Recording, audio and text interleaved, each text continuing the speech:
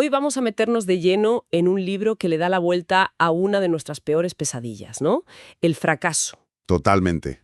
La fuente es Las virtudes del fracaso, de un filósofo, Charles Pepin. Y la idea central es, bueno, es muy provocadora. Mucho. Dice que figuras como Steve Jobs, J.K. Rowling o el mismo Rafa Nadal no es que triunfaran a pesar de sus fracasos, es que triunfaron gracias a ellos. Directamente. Exacto. Así que nuestra misión hoy es esa. Desgranar esas supuestas virtudes y ver si de verdad equivocarse puede ser una especie de atajo hacia el éxito de verdad. Es que es una idea que choca de frente con nuestra mentalidad, ¿eh? Sobre todo aquí, en el sur de Europa. Completamente. Aquí nos han educado en la idea del fast track, o sea, tienes que triunfar joven, rápido y sin una mancha en el expediente. Sacarte la carrera, la plaza, el puesto fijo. Y no salirte del carril. Vale. El fail fast. Antes de continuar, no olvides suscribirte al canal y activar la campanita para no perderte ningún libro como este. La ventaja de pegártela pronto para aprender el doble de rápido. Fracasar deprisa, aprender deprisa. Me gusta cómo suena, la verdad, pero vamos a ver qué significa en la práctica. Claro. El libro, para empezar, nos lleva a un partido de tenis de chavales en Francia, en 1999. Sí. Y por un lado tienes a un niño prodigio francés, Richard Gasquet. Le llamaban el pequeño Mozart del tenis. Un crío que, no sabía lo que era perder. Era la gran promesa. Totalmente. Y al otro lado de la red, un adolescente de Mallorca que ese día pierde. Y pierde con bastante claridad. Se llamaba Rafael Nadal. Y lo fascinante, claro, no es esa foto fija de ese día, sino toda la película. Claro. Nadal perdió, sí, pero se fue a casa con una lección aprendida. El libro cuenta que se quedó con la agresividad de Gasquet, la analizó y... La incorporó a su juego. Exacto. Tanto que al año siguiente volvió y ganó el torneo.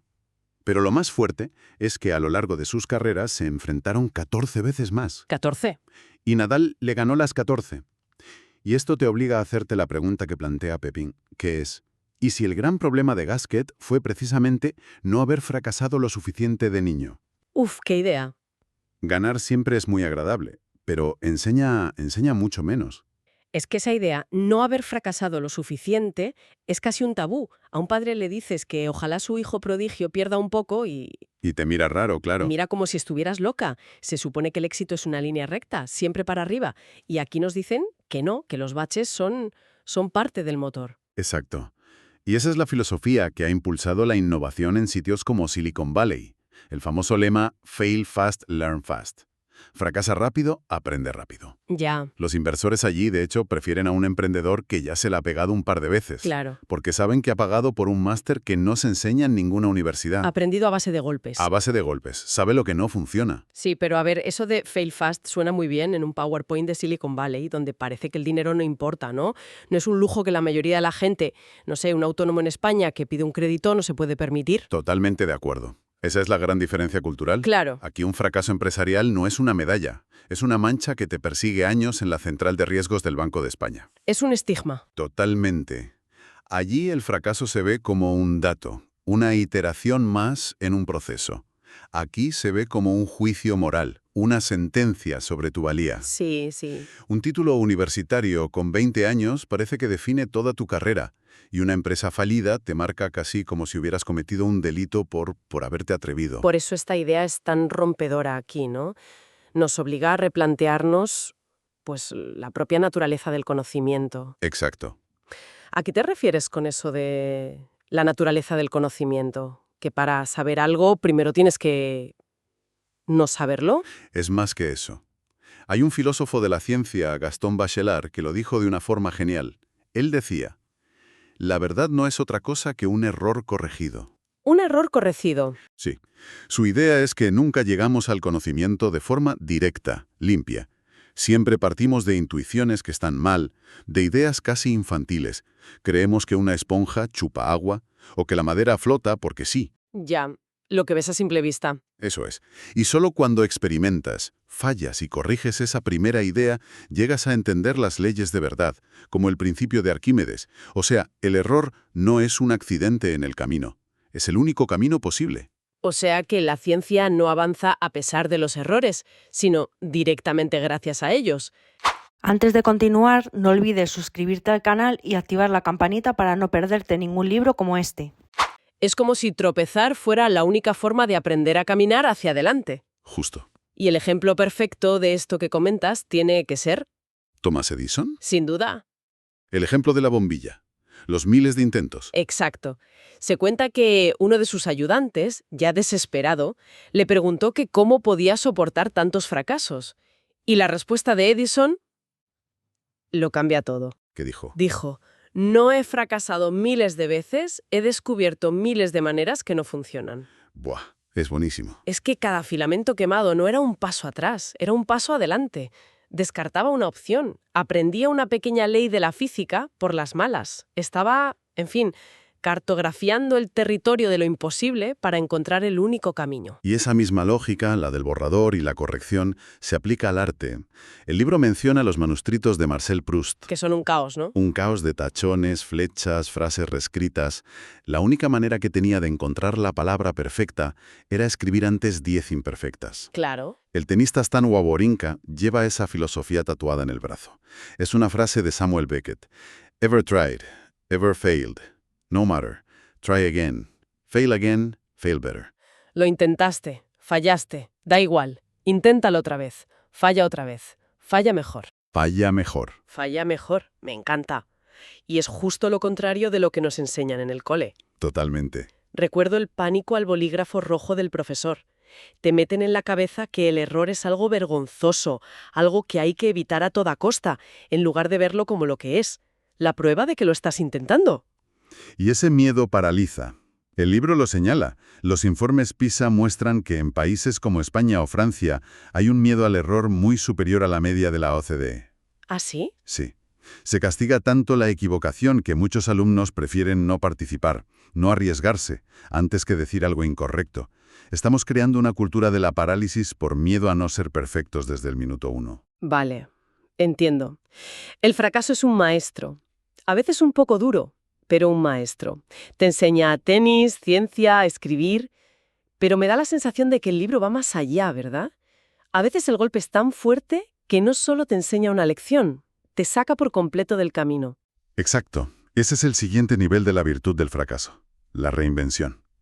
A veces, un gran fracaso no es una lección, es una liberación. Te quita de un camino que quizás no era el tuyo y te obliga a mirar a los lados. Y los ejemplos que da el libro son potentísimos. El caso de Charles Darwin es casi el arquetipo. Sí, sí. Fracasó en sus estudios de medicina, no le gustaba. Fracasó en los de teología, no le convencía. Esos dos fracasos académicos lo dejaron, por así decirlo, libre. Sin un plan. Disponible, eso, disponible. Y fue en ese vacío cuando surgió la oportunidad de embarcarse en el Beagle, un viaje que nunca habría hecho si hubiera sido un médico o un teólogo de éxito. Y otro caso que menciona el libro y que es paradigmático es el de J.K. Rowling. Uf, sí.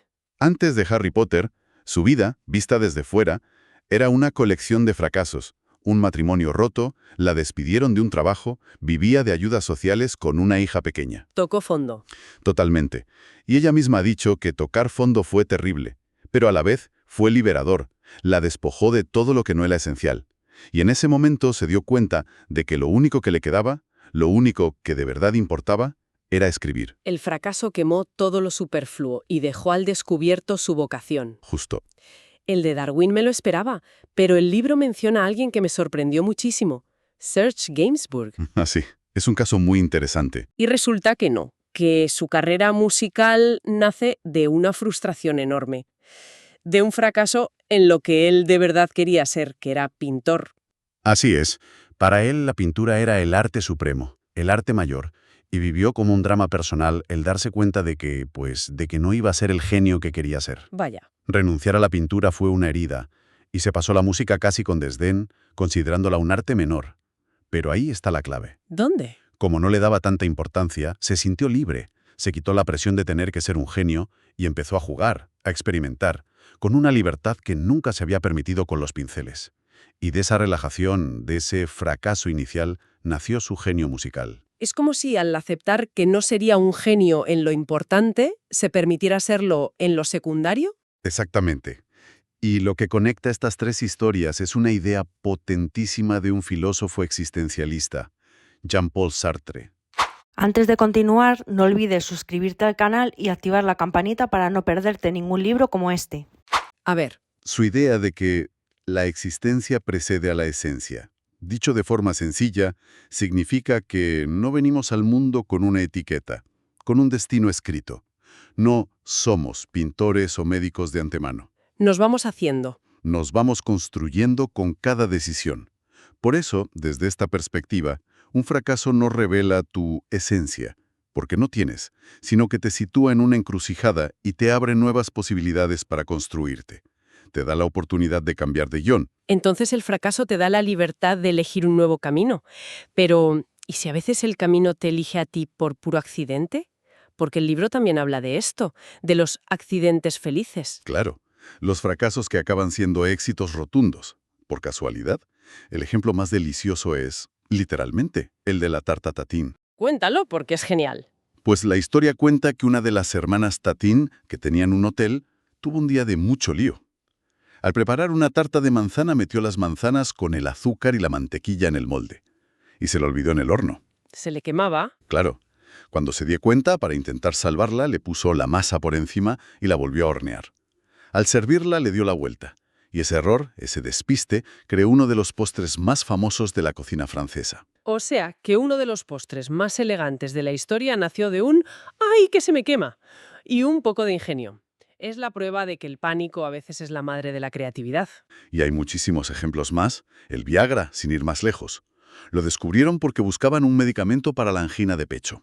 Y los pacientes de los ensayos empezaron a reportar un efecto secundario, de lo más inesperado. Vaya, vaya. El hallazgo real fue el fracaso del plan original, o el marcapasos, que nació porque un ingeniero cogió por error una resistencia electrónica 1.000.000 de veces más potente de la que debía. Un error de cálculo. Sí, y cuando conectó el aparato, en vez de registrar el ritmo del corazón, empezó a emitir impulsos eléctricos regulares. Un error que ha salvado millones de vidas. Vale, lo de la tarta Tatín o el Viagra son casualidades geniales, casi cómicas, pero suenan a eso, a pura suerte. El libro sugiere que hay algo más profundo, que quizá no todo es tan accidental. Ahí es donde el análisis da un giro fascinante.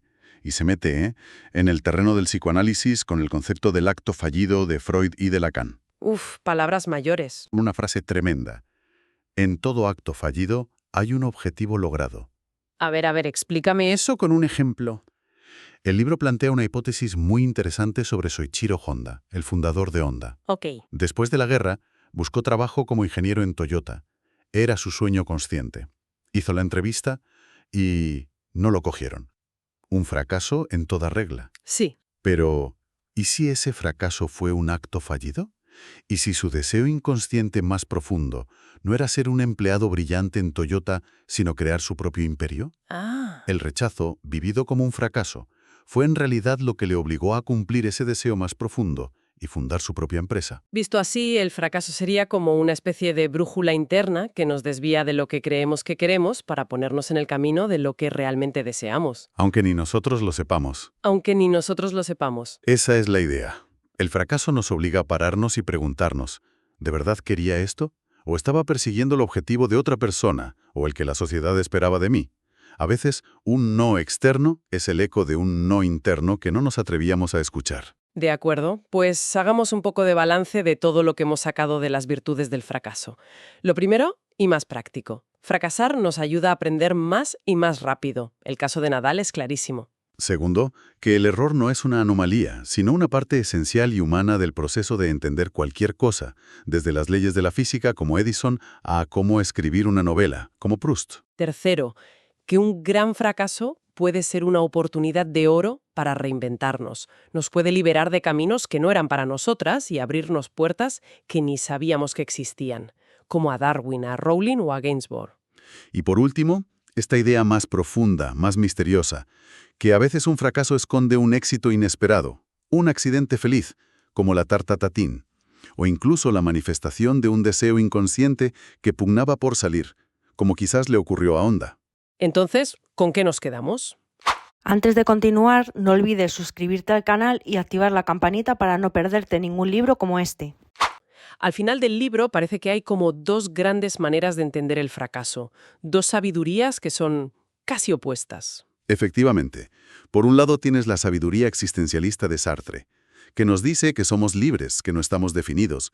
Cada fracaso borra la pizarra y nos da una oportunidad infinita para reinventarnos. Podemos ser cualquier cosa. Cualquier otra cosa. Nuestra capacidad para levantarnos es ilimitada, porque no hay un yo fijo al que traicionar. Y por el otro lado, Por el otro, la sabiduría del psicoanálisis. Esta sugiere algo muy distinto, que cada fracaso, cada acto fallido, no nos abre a un infinito de posibilidades, sino que nos va acercando, poco a poco, a un deseo fundamental que sí nos define. al núcleo de lo que somos, Exacto. No es una página en blanco, es una brújula que nos reorienta. lo que nos deja con una pregunta final, ¿no? Una reflexión que el libro deja ahí, en el aire. Exacto. Una pregunta perfecta para cerrar. Cuando nos caemos y nos levantamos, ¿estamos ejerciendo una libertad infinita que nos permite llegar a ser cualquier cosa que querramos? ¿O cada tropiezo es en realidad una corrección de rumbo, una señal de una brújula interna que sin que lo sepamos nos va guiando hacia la única persona que estamos destinados a ser? Antes de continuar, no olvides suscribirte al canal y activar la campanita para no perderte ningún libro como este. Libros que abren puertas, palabras que enseñan más. Dinero y libertad, todo lo vas a lograr. En cada episodio